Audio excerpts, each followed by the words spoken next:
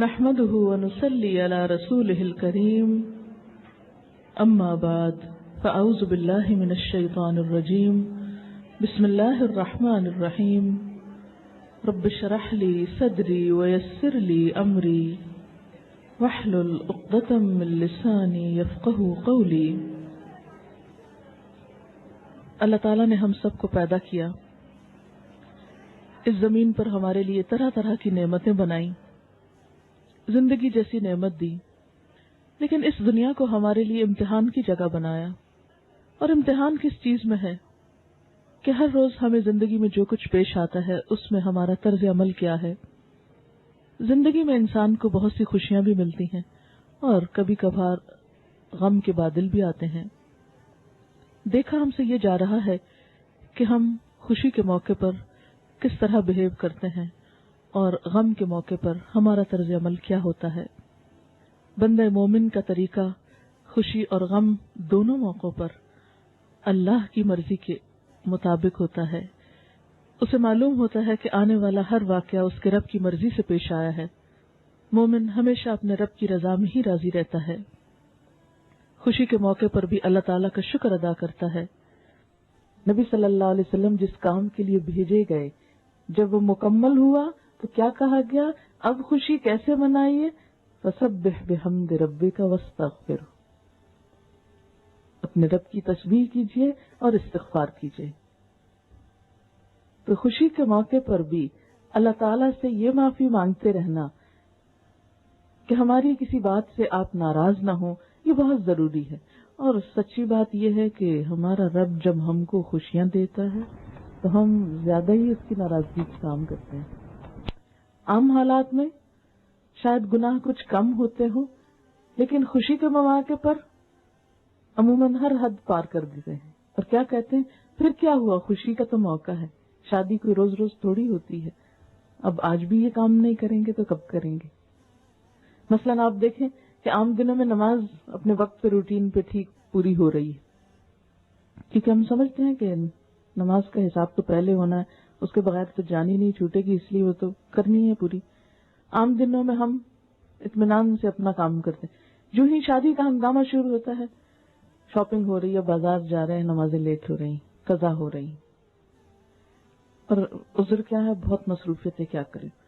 پھر شادی کے لیے سب جمع ہیں تو سب کی نمازیں اوپر تلے ہو رہی، بعض اوقات راتوں کو بہت تاخیر ہو جاتی، صبح کی آنکھ نہیں کھلی، اور پھر دلہن کے لیے خاص طور پر یوں لگتا ہے جیسے لکھ دیا گیا ہو کہ نماز کی چھٹی، یہ کچھ گھنٹے تو اس کو بیوٹی پارلر میں گزارنے ہیں۔ اب اس وقت کیسے اٹھے وہ بیچ میں ادھورا سب کام چھوڑ کر، کیونکہ ٹائم ہی یہی ملا ہے، نماز کا وقت آئے گا، کوئی نہیں، اللہ معاف کرنے والا ہے، خیر ہے۔ اور باقی وقت اب سج بن کے بیٹھے، اب اس حال میں کیسے حرکت کریں؟ نماز معاف۔ اور سسرال کے گھر میں آئے ہیں نئے نئے، وہ کیا کہیں گے، لو آتے ہی اب نماز پڑھنا چاہتی ہے، دوسرے ڈسٹرب ہوں گے میری نماز سے، دوسروں کو تکلیف کیا دینا، لہذا طرح طرح کے عذر بہانے کر کے ہم اپنے فرض کو ایک طرف ڈال دیتے ہیں۔ پھر اسی طرح آپ دیکھیے کہ عام طور پر ہم جب اپنے گھر میں ہوتے ہیں تو غیبت، چغلی اور ان چیزوں کا موقع کم آتا ہے۔ جب خوشی کے موقع پہ سب اگلے پچھلے نئے پرانے سب لوگ اکٹھے ہوتے، سب رشتہ دار، پھر پچھلے گلے شکوے یاد آ جاتے ہیں، پھر ناراضگیاں یاد آ جاتی، پھر ایک دوسرے کے راز کھلتے ہیں، کھولے جاتے ہیں، وہ اس کا شکوہ اس سے کر رہا ہے، وہ اس کی غیبت اس سے کر رہا ہے، وہ اس کے دکھڑے اس کے سامنے کھول رہا ہے، اور اس طرح بہت ساری غلط باتیں زبان سے نکلتی ہیں، بہت سی ناراضگیوں کا سبب بن جاتا ہے۔ یہی خوشی کے مواقع۔ پھر آپ دیکھیے کہ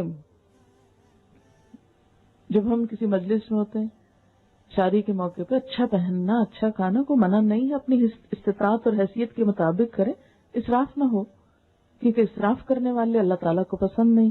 قرآن پاک میں آتا ہے ان المبذرین کانوا اخوان الشیاطین، فضول خرچی کرنے والے لوگ شیطان کے بھائی ہوتے ہیں، ناپسند کیا گیا۔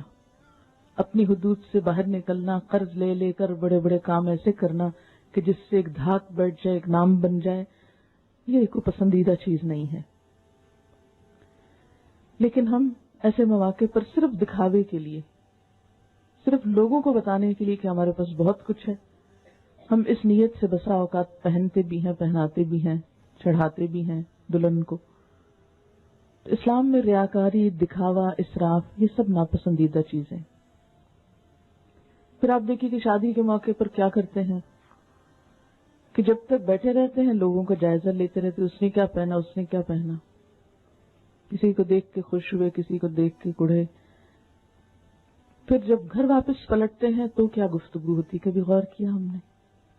ضرور بات کرتے ہیں، وہ دیکھا فلاں کی شکل کیسے لگ رہی تھی، اس کو تو یہ کپڑے سوٹ ہی نہیں کر رہے تھے، اور اس کو اس عمر میں کیا چاو آیا کہ وہ اتنا کچھ پہن کے آ گئی.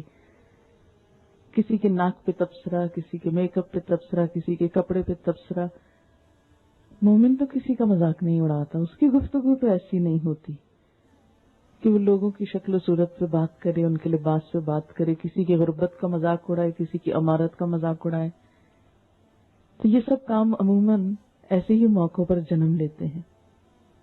اس لیے ایک طرف تو ان سے احتیاط لازم، اور دوسری طرف کہ ہماری کسی بات سے اللہ تعالیٰ ناراض نہ ہو، ہم اس سے معافی چاہتے ہیں.